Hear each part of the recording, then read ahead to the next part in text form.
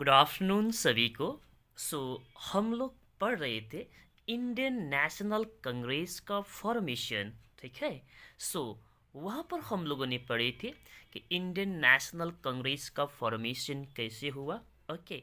और यहाँ पर आज बता दूँ कि इंडियन नेशनल कांग्रेस का फॉर्मेशन के लिए बॉम्बे में जो मीटिंग ऑर्गेनाइज किए थे ए ओ ह्यूम ने, जो एक ब्रिटिश सिविल सर्वेंट थे, ये 28 to 30 दिसंबर 1885 को हुआ था। और वो कहाँ पर हुआ था? बम्बई का गोकुल दास तेजपाल संस्कृत कॉलेज में हुआ था। और जिस मीटिंग में 72 डेलीगेट्स, डेलीगेट्स का मतलब होता है representatives from all over the India, ये लोगों ने इस मीटिंग को अटेंड किए। और प्रोमिनेंट लीडर्स कौन कौन है? तो इसमें डब्ल्यू सी बैनर्जी है, वो ही उस मीटिंग को जनरली प्रिसाइड करने वाले व्यक्ति वही थे, डब्ल्यू सी बैनर्जी, उमेश चंद्र बैनर्जी जिनका नाम है। ठीक है। और इसका साथ साथ आपका यहाँ पर दादा भाई नौरोजी, बदरुद्दीन तैयब जी, ठीक है, और भी लोग थे।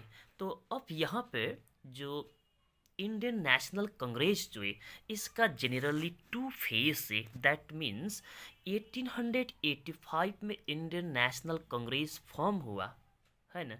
वहाँ से लेकर के 1905 तक का इस पीरियड में जितना भी इंडियन नेशनल कांग्रेस का एक्टिविटी वगैरह था, इनका जितना भी प्रोमिनेंट लीडर्स वगैरह थे, इन लोगों को मॉडरेट कहते थे। अर्थात ये लोग जो थे इस फेस को, इस टाइम पीरियड को मॉडरेट फेस कहते थे, 1885 टू 1905। और इसी तरह से 1905 से लेकर के 1918 तक जितना भी कांग्रेस का, इंडियन नेशनल कांग्रेस का प्रोमिनेंट लीडर थे, इन लोगों को रेडिकल्स या तो एक्सट्रीमिस्ट बोल सकते हो। इन लोगों को एक्सट्रीमिस्ट कहते थे, अर्थात इसको रेडिकल फेस कहते थे। तो फर्स्ट ऑफ ऑल हम लोग यहाँ पर डिस्कस करेंगे कि मॉडरेट फेस जो था उसका बारे में। ठीक है, जो है 1885 टू 1905 तक। तो मॉडरेट का लीडर्स थे जनरली गोपाल कृष्ण गोखले, जो गांधी जी का पॉलिटिकल गुरु माना जाता है। गांधी जी इनको अपना पॉलिटिकल गुरु मानते थे।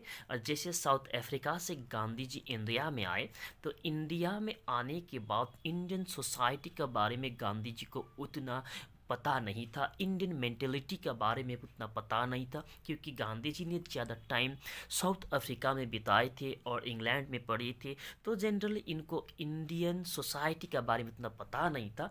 तो गोपाल कृष्ण गोखले ने ही गांधी जी को एडवाइस किए कि first of all Gandhi ji जो है 1 ईयर तक पूरा इंडिया को विजिट करे, इंडियन सोसाइटी को समझे, उसके बाद जो है ब्रिटिश का अगेंस्ट में मूवमेंट वगैरह स्टार्ट करे।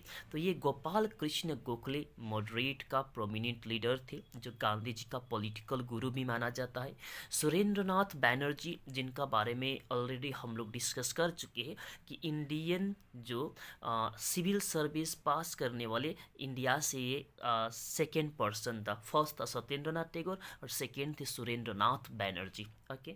और इनको सरेंद्र नट बैनर्जी भी कहते थे ब्रिटिशर्स लोग। ओके।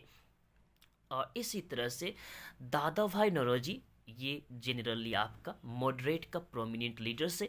और भी है जिनका बारे में टोटल डिटेल में डिस्कस यहाँ नहीं कर रहे। ठीक है, कुछ ही प्रोमिनेंट लीडर्स का बारे में बता दिए। ओके।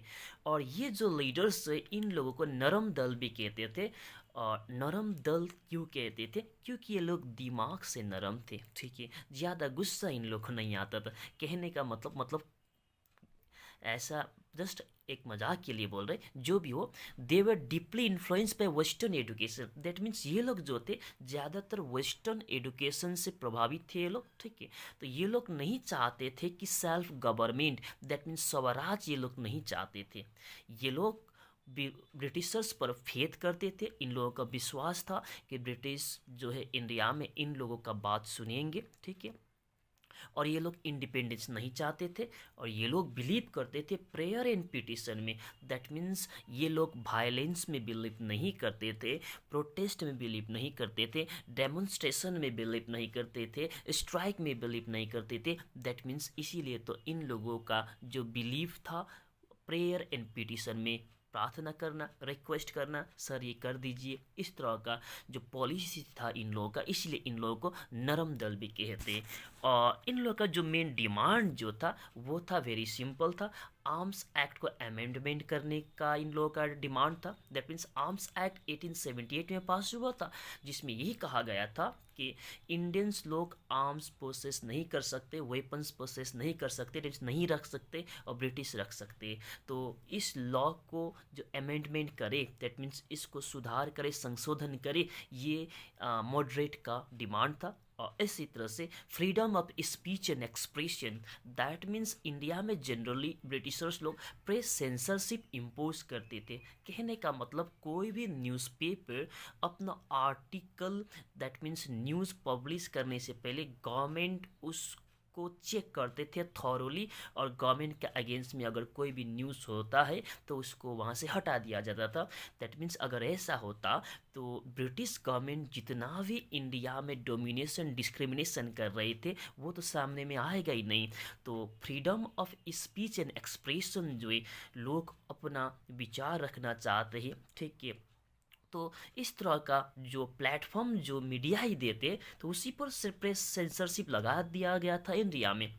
तो यहाँ पर मॉडरेट का जो लीडर्स लोग चाहते थे कि फ्रीडम ऑफ स्पीच हो, पब्लिक में भी हो सकता है कि पब्लिकली भी हम लोग बोल सके। अगर ब्रिटिश गवर्नमेंट अगर इंडिया में जो है अत्याचार करे तो उसके अगेंस्ट भी हम बोल सके, एक्सप्रेस कर सके, अपना विचार को एक्सप्रेस कर सके, चाहे पब्लिकली हो चाहे आपका प्रेस के ज़रिए हो। तो ये हम लोग को आज़ादी चाहिए, ठीक है, ब्रिटिश से आज़ादी नहीं, speech, freedom of speech and expression चाहिए हमको, ठीक, ये डिमांड इन लोगों को था।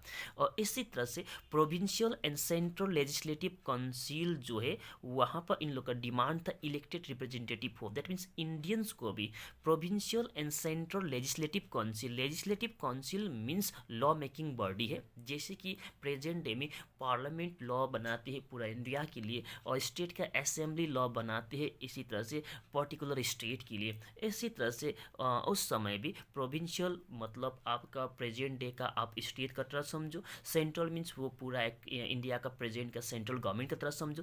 इस तरह से वहाँ पर जो गवर्नमेंट जो होता था, तो उसमें इंडियंस लोगों को भी इलेक्शन लड़ने का यहाँ पर प्रोविज़न रखे। इंडियंस लोग भी इलेक्शन लड़के ये जितना भी आप एडमिनिस्ट्रेशन जो है उसका पार्ट इंडियन भी बन सके, ताकि एडमिनिस्ट्रेशन में हम लोगों का भी रोल रहे। ये डिमांड था मॉडरेट का। और इसी तरह से रिडक्शन ऑफ टैक्स, टैक्स जो है बहुत ही हैवी टैक्स इम्पोज करते थे ब्रिटिशर्स, तो उस टैक्स में भी रिडक्शन हो, ये भी डिमांड था। और changes in economic reform, economic reform means economy में कुछ गुड चेंजेस लाए जाए, रिफॉर्म मीन्स गुड चेंजेस ला जाए, ताकि यहाँ का जो इंडियंस जो है उनका बेटरमेंट हो, उनके लिए अच्छाई हो, ठीक है, इकोनॉमिक डेवलपमेंट हो, इस तरह का इकोनॉमिक रिफॉर्म लाया जाए, इन लोगों का ये डिमांड था। किंतु ये सारा डिमांड को ब्रिटिशर्स ने इग्नोर कर दिए, कभी इन लोगों का प्रॉब्लम को सुना ही नहीं, और इसीलिए तो यहाँ पर इंडियंस लोग नाराज़ हो गए। तो इन्हीं में से कुछ लोग ऐसे थे कि उस पॉलिसी से फेड अप हुआ था प्रेयर एंड पिटिशन से। तो यहाँ कुछ ऐसा ग्रुप राइज होते हैं जो अब ब्रिटिश पर बिल्कुल बिलीव नहीं करते, और मॉडरेट का जिस तरह का पॉलिसी था प्रेयर एंड पिटिशन का, उस पॉलिसी से भी अलग सेटिस्फाई नहीं थे, नाराज़ थे।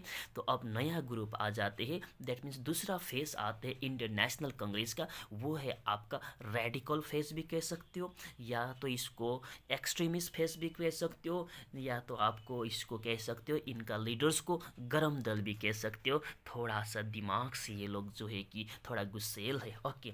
तो इम्पोर्टेंट लीडर्स, इस रेडिकल फेस का इम्पोर्टेंट लीडर से लाल बाल पाल, ये एब्रीविएशन में कहते हैं, Lal Bal Pal, that means Lala Lajpat Rai, Bipin Chandra Pal and Bal Gangadhar तिलक, ठीक, ये प्रोमिनेंट लीडर्स थे। और ये लोगों को गरम दल कहते थे, और ये लोग जो है इन लोगों का फेथ नहीं था ब्रिटिश पर, इन लोगों का ट्रस्ट नहीं था ब्रिटिश पर, और होना भी नहीं चाहिए। और ये लोग चाहते थे self rule, that means Swaraj जो हिंदी में कहते हैं, ठीक है। दैट मीन्स ये लोग इंडिपेंडेंस चाहते थे, और ये लोग बिलीव नहीं करते थे प्रेयर एंड पिटिशन में। तो बिलीव किस चीज़ पर करते थे? ये लोग बिलीव करते थे विगरस एजिटेशन पर। एजिटेशन हो यहाँ पर, ठीक है, स्ट्राइक हो, बॉयकॉट करना चाहते थे ये लोग ब्रिटिश गुड्स का, ब्रिटिश इंस्टीट्यूशंस का। और ये लोग मास डेमोन्स्ट्रेशन, प्रदर्शन पर, स्ट्राइक पर ये लोग विश्वास करते थे, ठीक है। इस तरह का इन लोगों का पॉलिसी था, इसीलिए इन लोगों को गरम दल भी कहते। और यही गरम दल का जो मेन एक प्रोमिनेंट लीडर बाल गंगाधर तिलक, इनका एक फेमस स्लोगान जो है वो है Swaraj is my birth right and I must have it. That means ये जो स्वराज जो है, ठीक है, ये मेरा जन्म सिद्ध अधिकार है और मैं इसको हासिल करके ही रहूँगा। इनका ये एक स्लोगान जो है बहुत ही पॉपुलर है, ठीक है। तो आज के लिए यहीं तक। ये कांग्रेस, इंडियन नेशनल कांग्रेस का टू फेस। इसके बाद थोड़ा सा घटना में कुछ चेंजेस होता है, उस पर हम लोग कल डिस्कस करेंगे। थैंक यू आप सबको।